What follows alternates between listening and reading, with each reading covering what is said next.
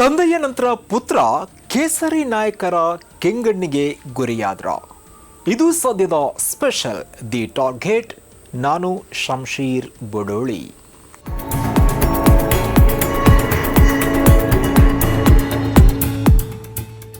ಸಿದ್ದರಾಮಯ್ಯ ಇವರು ರಾಜ್ಯದ ಸಿಎಂ ಆಗಿ ಜನಮಾನಸದಲ್ಲಿ ಉಳಿದವರು, ಸದಾ ಉಳಿಯುವವರು.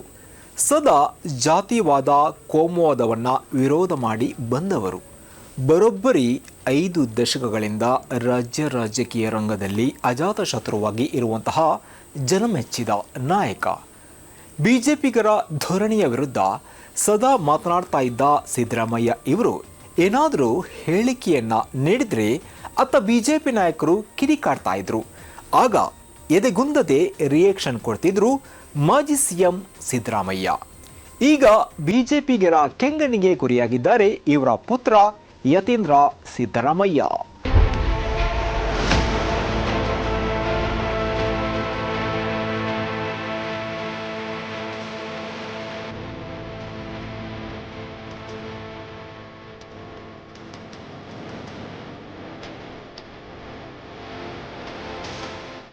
ಸದ್ಯ ಬಿಜೆಪಿ ಕಾಂಗ್ರೆಸ್ ನಡುವೆ ಹಿಂದೂ ರಾಷ್ಟ್ರ ಸಮರ ಶುರುವಾಗಿದೆ.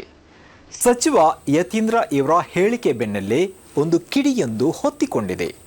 ಸಚಿವ ಡಾಕ್ಟರ್ ಯತೀಂದ್ರ ಸಿದ್ದರಾಮಯ್ಯ ಇವರು ನೀಡಿದ ಹಿಂದೂ ರಾಷ್ಟ್ರ ಕುರಿತಾದ ಹೇಳಿಕೆ ಆಡಳಿತಾರೂಢ ಕಾಂಗ್ರೆಸ್ ಹಾಗೂ ವಿಪಕ್ಷ ಬಿಜೆಪಿಯ ನಡುವೆ ತೀವ್ರ ವಾಕ್ಸಮರಕ್ಕೆ ಕಾರಣವಾಗಿದೆ.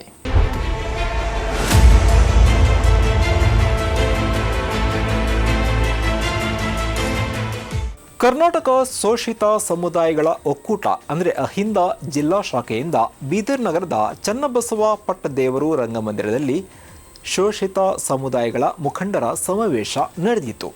ಇದೇ ವೇಳೆ ಸಮಾವೇಶವನ್ನು ಉದ್ಘಾಟನೆ ಮಾಡಿದ್ದಂತಹ ನಗರಾಭಿವೃದ್ಧಿ ಸಚಿವ ಯತೀಂದ್ರ ಸಿದ್ದರಾಮಯ್ಯ ಏನು ಮಾತನಾಡಿದರು, ಯಾಕೆ ಬಿಜೆಪಿಗರು ಇವರ ಹೇಳಿಕೆ ವಿರುದ್ಧ ಆಕ್ರೋಶವನ್ನು ವ್ಯಕ್ತಪಡಿಸಿದ್ರು ಅಂತ ನೋಡೋದಾದರೆ ಯತೀಂದ್ರರು ಹೇಳಿದಿಷ್ಟು: ಕೋಮುವಾದಿಗಳು ಭಾರತವನ್ನು ಹಿಂದೂ ರಾಷ್ಟ್ರ ಮಾಡೋಕೆ ಹೊರಟಿದ್ದಾರೆ.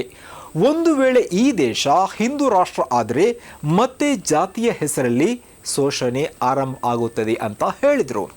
ಜೊತೆಗೆ ಅಹಿಂದ ವರ್ಗದ ದೊಡ್ಡ ಶತ್ರುವೇ ಮನುವಾದಿಗಳು ಮತ್ತು ಕೋಮುವಾದಿಗಳು. ಇವರು ಈ ದೇಶದ ಸಂವಿಧಾನವನ್ನು ವಿರೋಧ ಮಾಡ್ತಾರೆ. ಸಂವಿಧಾನ ಉಳಿದ್ರೆ ನಾವೆಲ್ಲ ಉಳಿಯೋಕೆ ಸಾಧ್ಯ. ಒಂದು ವೇಳೆ ಜಾತಿ ವ್ಯವಸ್ಥೆ ವಿರುದ್ಧ ಬಸವಣ್ಣ, ದಾಸರು, ಶರಣರು ಹೋರಾಡಿದ್ರು ಅದು ಹೋಗ್ತಾ ಇಲ್ಲ. ಇದಕ್ಕೆ ಕಾರಣ ಹಿಂದೂ ಧರ್ಮ ಜಾತಿ ವ್ಯವಸ್ಥೆಗೆ ಕೊಟ್ಟಿರುವಂತಹ ಒಪ್ಪಿಗೆಯ ಮುದ್ರೆ ಅಂತ ಹೇಳಿಕೆಯನ್ನ ನೀಡಿದರು. ಮುಂದುವರಿದು, ಶತಮಾನಗಳಿಂದ ಶೋಷಿತರು ಶೋಷಣೆಗೆ ಒಳಗಾಗ್ತಿದ್ದಾರೆ. ಕೆಲವರು ಧರ್ಮದ ಕಟ್ಟುಪಾಡುಗಳನ್ನು ಹೇಳುತ್ತಾ ನಮ್ಮನ್ನ ಶೋಷಣೆ ಮಾಡ್ತಾ ಇದ್ದಾರೆ. ಆ ಶೋಷಣೆಯಿಂದಲೇ ನಾವು ಹೊರಬರುವ ಸಮಯ ಬಂದಿದೆ. ಬೀದರ್ನ ಈ ನೆಲ ಶೋಷಣೆ ವಿರುದ್ಧ ಹೋರಾಡಿದ ಮಹಾನ್ ವ್ಯಕ್ತಿ ಬಸವಣ್ಣನವರ ನಡೆದಾಡಿದ ನೆಲ. ಬಸವಣ್ಣನವರು ಇದೇ ನೆಲದಿಂದ ಜಗತ್ತಿನಲ್ಲಿ ಅತಿ ದೊಡ್ಡ ಕ್ರಾಂತಿ ಮಾಡಿದ್ರು. ಆದರೆ ಪಟ್ಟಭದ್ರ ಹಿತಾಸಕ್ತಿಗಳು ಮತ್ತೆ ನಮ್ಮನ್ನ ಶೋಷಣೆಗೆ ದೂರ್ತಾ ಇದ್ದಾರೆ ಎಂದು ಹೇಳಿಕೆಯನ್ನ ನೀಡಿದ್ದಾರೆ. ಹಾಗಾದ್ರೆ ಯತೀಂದ್ರ ಅವರ ಹೇಳಿಕೆಯಲ್ಲಿ ಏನಿದೆ ಬನ್ನಿ ನೋಡ್ಕೊಂಡು ಬರೋಣ. ಹಿಂದೂ ರಾಷ್ಟ್ರ ಆದರೆ ಅದು ಶೋಷಣೆಯ ಒಂದು ವ್ಯವಸ್ಥೆನ ಮತ್ತೆ ವಾಪಸ್ ತಂದಂಗೆ ಆಗುತ್ತೆ. ಸೊ ಹಾಗಾಗಿ ಈ ಧರ್ಮ ಅನ್ನೋ ಅರ್ಥನ ಉಪಯೋಗಿಸ್ಕೊಂಡು ನಮ್ಮನ್ನು ಹೊಡಿಬೇಕು ಅಂತ ಕೆಲಸ ಮಾಡ್ತಾರಲ್ಲ ಕೋಮುವಾದಿಗಳು, ಅದ್ರ ವಿರುದ್ಧ ಕೂಡ ನಾವು ಹೋರಾಟ ಮಾಡಬೇಕೆಂದು ನಮ್ಮ ಒಂದು ಬಹುಮುಖ್ಯವಾದಂಥ ಹೋರಾಟದ ಮುಖ್ಯ ಭಾಗ ಆಗಿದೆ. ಸೊ ಇದನ್ನೆಲ್ಲ ನಾವು ಮಾಡಿದ್ರೆ ಮಾತ್ರ ನಾವು ಸಂಘಟಿತರಾಗಿ ನಮ್ಮ ಅಧಿಕಾರಿಗಳನ್ನು ಪಡ್ಕೊಳ್ಳೋಕ್ಕಾಗತ್ತೆ, ನಾವು ಹಕ್ಕುಗಳನ್ನು ಪಡ್ಕೊಳ್ಳೋಕ್ಕಾಗತ್ತೆ, ನಮ್ಮೆಲ್ಲ ಸಮುದಾಯದವರನ್ನ ಮೇಲೆತ್ತೋದಕ್ಕೆ ಸಾಧ್ಯ ಆಗುತ್ತೆ, ಉದ್ಧಾರ ಮಾಡೋದಕ್ಕೆ ಸಾಧ್ಯ ಆಗುತ್ತೆ. ಸೊ ಇಷ್ಟು ಕೆಲಸಗಳನ್ನ ನಮ್ಮ ಹಿಂದಾವರ್ತವ್ರು ಮಾಡಬೇಕು ಅಂತ ಹೇಳಿ ಅಂಬೇಡ್ಕರ್ ಅವ್ರು ಹೇಳಿದ್ರು ಗೊತ್ತಿದೆ ಸರ್. ಸೊ ಅದೇ ಕೋಟನೇ ನಾನು ಹೇಳಿದ್ದು, ಬೇರೆ ಇನ್ನೇನು ನಾನು ಹೊಸದಾಗಿ ಏನು ಹೇಳಿಲ್ಲ. ಅಂಬೇಡ್ಕರ್ ಅವ್ರು ಹೇಳಿದ್ರು, if India becomes a Hindu Rashtra there won't be it's more danger to the country, very dangers to the country ಅಂತ ಹೇಳಿದರು. ಸೊ ಅದನ್ನೇ ನಾನು ಹೇಳಿದ್ದೆ.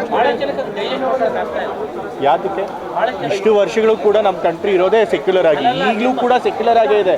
ಈಗಲೂ ಕೂಡ ಒಂದು ರಿಲಿಜಿಯಸ್ ಕಂಟ್ರಿ ಅಲ್ಲ ನಮ್ಮದು. ಯಾವತ್ತೂ ಕೂಡ ಒಂದು ಧರ್ಮದ ಆಧಾರದ ಮೇಲೆ ರಾಷ್ಟ್ರ ನಿರ್ಮಾಣ ಆಗಿಲ್ಲ. ನಮ್ಮದು ಜಾತ್ಯತೀತವಾದಂತಹ ಧರ್ಮನಿರಪೇಕ್ಷವಾದಂಥ ರಾಷ್ಟ್ರ ಸಂವಿಧಾನದಲ್ಲಿ ಅದನ್ನು ಹೇಳಿದೆ. ಸೊ ಸಂವಿಧಾನದಲ್ಲಿ ಹೇಳಿರೋದನ್ನ ನಾನು ಹೇಳಿದ್ದೀನಿ ಹೊಸದಾಗಿ ಅಷ್ಟೇ. ಬಾಬಾ ಸಾಹೇಬರು ಸಂವಿಧಾನದ ಮೂಲಕ ಎಲ್ಲರಿಗೂ ಸಮಾನತೆಯನ್ನ ಕೊಟ್ಟವರು. ದೇವರಾಜ ಅರಸು ಅವರು ಹಿಂದುಳಿದ ವರ್ಗಗಳಿಗಾಗಿ ತಮ್ಮ ಇಡೀ ಜೀವನವನ್ನ ಮೀಸಲಿಟ್ಟರು. ವಿಪಿ ಸಿಂಗ್ ಇವರು ಕೂಡ ಹಿಂದುಳಿದ ವರ್ಗದವರಿಗೆ ಮೀಸಲಾತಿಯನ್ನು ಕಲ್ಪಿಸಲು ತಮ್ಮ ಸರ್ಕಾರವನ್ನೇ ತ್ಯಾಗ ಮಾಡಿದವರು. ಮಾಜಿ ಸಿಎಂ ಸಿದ್ದರಾಮಯ್ಯ ಇವರು ಕೂಡ ಶೋಷಿತರಿಗಾಗಿ ಅಹಿಂದ ಸಂಘಟನೆಯನ್ನ ಕಟ್ಟಿದ್ರು ಎಂದು ಸಚಿವ ಯತೀಂದ್ರ ಅವರು ಇದೇ ವೇಳೆ ನೆನಪು ಮಾಡಿಕೊಟ್ಟಿದ್ದಾರೆ. ಅಲ್ಪಸಂಖ್ಯಾತರಿರ್ಬೋದು, ಹಿಂದುಳಿದವರು ಇರಬಹುದು ಮತ್ತು ದಲಿತರು ಒಟ್ಟಾದರೆ ಅಧಿಕಾರ ಪಡೆಯಬಹುದು. ಅದನ್ನು ಸಿದ್ದರಾಮಯ್ಯ ಅವರು ತಮ್ಮ ಆಡಳಿತ ಸಮಯದಲ್ಲಿ ತೋರಿಸಿಕೊಟ್ಟಿದ್ದಾರೆ. ಇಂದು ಕಾರ್ಯಾಂಗ, ನ್ಯಾಯಾಂಗ, ಶಾಸಕಾಂಗ ಮತ್ತು ಮಾಧ್ಯಮ ರಂಗದಲ್ಲಿ ಮೇಲ್ವರ್ಗದ ಜನರೇ ಹೆಚ್ಚಾಗಿದ್ದಾರೆ. ಮಾಧ್ಯಮದವರು ಯಾವ ರೀತಿ ಬೇಕಾದರೂ ಕತೆ ಕಟ್ತಾರೆ. ಇದುವರೆಗೆ ರಾಜ್ಯದಲ್ಲಿ 4 ಜನರಷ್ಟೇ ಹಿಂದುಳಿದವರು ಮುಖ್ಯಮಂತ್ರಿಯಾಗಿದ್ದಾರೆ. ಇದುವರೆಗೂ ಮುಸ್ಲಿಂ ಹಾಗೂ ದಲಿತರು ಸಿಎಂ ಆಗೋಕೆ ಆಗಿಲ್ಲ. ಕಾರಣ ಏನು? ರಾಜಕೀಯ ಪ್ರಜ್ಞೆಯಿಂದ ಹಿಂದುಳಿದವರು ಮುಂದೆ ಬರಲು ಸಾಧ್ಯ. ಅಧಿಕಾರ ಎಲ್ಲ ಸಮುದಾಯಕ್ಕೂ ಬೇಕು. ಮೀಸಲಾತಿ ಹೆಚ್ಚಳ ಆಗಬೇಕು. ಜನಸಂಖ್ಯೆಗೆ ಅನುಗುಣವಾಗಿ ಮೀಸಲಾತಿ ಹೆಚ್ಚಿಸಬೇಕು. ಇದು ನಮ್ಮ ಗುರಿ ಅಂತ ಅವರು ಹೇಳಿಕೆಯನ್ನು ನೀಡಿದ್ದು ಯಾವ ತಪ್ಪು? ಈ ಹೇಳಿಕೆ ತಪ್ಪು ಅಂತ ಹೇಳುವವರು ಇದಕ್ಕೆ ಉತ್ತರವನ್ನು ಕೊಡ್ತಾರಾ? ಹೀಗೆ ಧರ್ಮದ ಆಧಾರದ ಮೇಲೆ ದೇಶವನ್ನು ಕಟ್ಟೋಕೆ ಸಾಧ್ಯವಿಲ್ಲ. ಒಂದು ವೇಳೆ ಹಿಂದೂ ರಾಷ್ಟ್ರ ಆದರೆ ಜಾತಿ ವ್ಯವಸ್ಥೆ ಮತ್ತೆ ಬರುತ್ತೆ. ಹೀಗಾಗಿ ಹಿಂದೂ ರಾಷ್ಟ್ರಕ್ಕೆ ನಮ್ಮ ವಿರೋಧವಿದೆ ಅಂತ ಸಚಿವ ಯತೀಂದ್ರ ಸಿದ್ದರಾಮಯ್ಯ ಹೇಳಿರುವಂಥದ್ದು. ನಾನು ಸಂವಿಧಾನಾತ್ಮಕವಾಗಿ ನನ್ನ ಮಾತನ್ನು ಹೇಳಿದ್ದೀನಿ. ಹಿಂದೂ ರಾಷ್ಟ್ರ ಆಗಬಾರದು ಎಂಬ ತತ್ವ ನಿಲುವಿಗೆ ಈಗಲೂ ಬದ್ಧನಾಗಿದ್ದೀನಿ ಅಂತ ಸಚಿವರು ನೀಡಿರುವಂತಹ ಹೇಳಿಕೆಗೆ ವಿಪಕ್ಷ ಬಿಜೆಪಿಯ ಆಕ್ರೋಶಕ್ಕೆ ಕಾರಣವಾಗಿದೆ. ಈ ಕುರಿತು ರಿಯಾಕ್ಷನ್ ನೀಡಿರುವಂತಹ ವಿಧಾನಸಭೆಯ ವಿಪಕ್ಷ ನಾಯಕ ಆರ್ ಅಶೋಕ್ ಅವರಿಗೆ ಹಿಂದೂ ಧರ್ಮ ಅಂದರೆ ಆಗೋದಿಲ್ಲ ಅಂತ ವಾಗ್ದಾಳಿಯನ್ನು ನಡೆಸಿದ್ದಾರೆ. ಜೊತೆಗೆ ಅಶೋಕ್ ಅವರು ಮುಂದುವರಿದು ಒಂದು ಮಾತನ್ನು ಹೇಳ್ತಾರೆ. ಅವರು ಪಾಕಿಸ್ತಾನ ಜಿಂದಾಬಾದ್ ಎಂದು ಹೇಳುವವರಿಗೆ ಕಾಂಗ್ರೆಸ್ಸಿಗರು ಬೆಂಬಲ ಕೊಡ್ತಾರಂತೆ. ವಿಧಾನಸೌಧದಲ್ಲಿ ಪಾಕಿಸ್ತಾನ ಬಗ್ಗೆ ಮಾತನಾಡುವವರಿಗೆ ರಾಜ್ಯಸಭೆ ಸ್ಥಾನ ಕೊಟ್ಟು ಗೌರವಿಸ್ತಾರಂತೆ. ಇಂಥವರಿಂದ ಹಿಂದುತ್ವ ವಿಚಾರ ಕಲಿಯುವ ಅವಶ್ಯಕತೆ ಇಲ್ಲ ಅಂತ ಅವರು ಹೇಳಿರುವಂಥದ್ದು. ಅವರು ಪಾಕಿಸ್ತಾನ, ಬಾಂಗ್ಲಾದೇಶದ ಬಗ್ಗೆ ಮಾತನಾಡಲಿ, ಅವರಿಗೆ ಹಿಂದುತ್ವದ ಬಗ್ಗೆ ಮಾತನಾಡೋಕ್ಕೆ ಯಾವುದೇ ನೈತಿಕತೆ ಇಲ್ಲ. ಭಾರತದಲ್ಲಿ ಇರುವವರೆಲ್ಲ ಹಿಂದೂಗಳು ಎಂದು ಸುಪ್ರೀಂ ಕೋರ್ಟ್ ಈಗಾಗಲೇ ಹೇಳಿದೆ ಅಂತ ಆರ್ ಅಶೋಕ್ ಅವರು ಹೇಳಿದ್ದಾರೆ. ಹೀಗಾಗಿ ಇವರು ಹಿಂದುತ್ವದ ಬಗ್ಗೆ ವ್ಯಾಖ್ಯಾನ ಮಾಡುವ ಅವಶ್ಯಕತೆ ಇಲ್ಲ. ಮೊದಲು ಅಂಬೇಡ್ಕರ್ ವಾದದ ಬಗ್ಗೆ ಸರಿಯಾಗಿ ತಿಳಿದುಕೊಳ್ಳಿ ಅಂತ ಅಶೋಕ್ ಇತ್ತ ಕಡೆ ಒಂದು ಹೇಳಿಕೆಯನ್ನು ನೀಡಿ ಕಿಡಿಕಾರಿದ್ದಾರೆ. ಅವ್ರಿಗೆ ಹಿಂದೂ ಅಂದರೆ ಅವ್ರಿಗೆ ಆಗದೇ ಇಲ್ಲ. ಕಾಂಗ್ರೆಸ್ ಅವ್ರಿಗೆ ಪಾಕಿಸ್ತಾನ ಜಿಂದಾಬಾದ್ ಅನ್ನೋರಿಗೆ ಬೆಂಬಲ. ಅವರು ವಿಧಾನಸೌಧ ಕಾರಿಡಾರಲ್ಲೇ ಪಾಕಿಸ್ತಾನ ಜಿಂದಾಬಾದ್ ಅನ್ನೋರಿಗೆ ರಾಜ್ಯಸಭಾ ಕೊಟ್ಟು ಗೌರವ ಕೊಟ್ಟಿರುವಂಥ ಪಾರ್ಟಿ. ಅವರಿಂದ ನಾವು ಹಿಂದುತ್ವದ ವಿಚಾರವನ್ನು ಕಲಿಯೋಕ್ಕೆ ಅವಶ್ಯಕತೆನೇ ಇಲ್ಲ. ಫಸ್ಟ್ ಅವರು ಹಿಂದೂ ವಿಚಾರ ಮಾತಾಡೋದೇ ತಪ್ಪು. ಅವ್ರಿಗೆ ಯಾವ ಪಾಕಿಸ್ತಾನ ಬೇಕೋ, ಬಾಂಗ್ಲಾದೇಶ ಬೇಕೋ, ಅವ್ರು ಮಾತಾಡಲಿ ಅದ್ರ ಬಗ್ಗೆ. ಹಿಂದೂ ವಿಚಾರ ಮಾತಾಡೋಕ್ಕೆ ಅವ್ರಿಗೇನು ನೈತಿಕ ಅಧಿಕಾರ ಇಲ್ಲ, ಮುಂದೇನೂ ಇರಲ್ಲ. ರಾಜ್ಯದ ಜನ ಈಗಾಗಲೇ ತೀರ್ಮಾನ ಮಾಡಿ ಕೇಂದ್ರದಲ್ಲೂ ಈಗ 3 ಬಾರಿ ಹಿಂದೂ ಸರ್ಕಾರನೇ ಬಂದಿರೋದು. ಈಗ ಸುಪ್ರೀಂ ಕೋರ್ಟೇ ಹೇಳ್ಬಿಟ್ಟಿದೆಯಲ್ಲ, ಭಾರತದಲ್ಲಿರೋರೆಲ್ಲ ಹಿಂದೂಗಳೇ ಅಂತ ಹೇಳಿದ್ದಾರೆ. ಸುಪ್ರೀಂ ಕೋರ್ಟು ಆದೇಶ ಮಾಡಿದೆ. ಅದರಿಂದ ಇವರು ಅದರಲ್ಲೇ ವ್ಯಾಖ್ಯಾನ ಮಾಡೋಕ್ಕೆ ಅರ್ಥನೇ ಇಲ್ಲ. ಅದರಿಂದ ಈಗಾಗಲೇ ಅಂಬೇಡ್ಕರ್ ವಿಚಾರವನ್ನು ಪಾಲನೆ ಮಾಡೋವಂಥದ್ದು ಫಸ್ಟ್ ಮಾಡಲಿ. ಅವರು ಸಂವಿಧಾನವನ್ನು ಪಾಲನೆ ಮಾಡೋದು ಸರಿಯಾಗಿ ಮಾಡಲಿ, ಆಮೇಲೆ ಹಿಂದುತ್ವದ ವಿಚಾರವನ್ನು ಮಾತಾಡಲಿ. ಒಟ್ನಲ್ಲಿ ಇಲ್ಲಿ ಯಾರು ಧರ್ಮದ ಹಾದಿಯಲ್ಲಿ ನಡೀತಾ ಇದ್ದಾರೆ, ಬದುಕ್ತಾ ಇದ್ದಾರೆ, ನೀವೇ ನಿರ್ಧಾರ ಮಾಡಿ.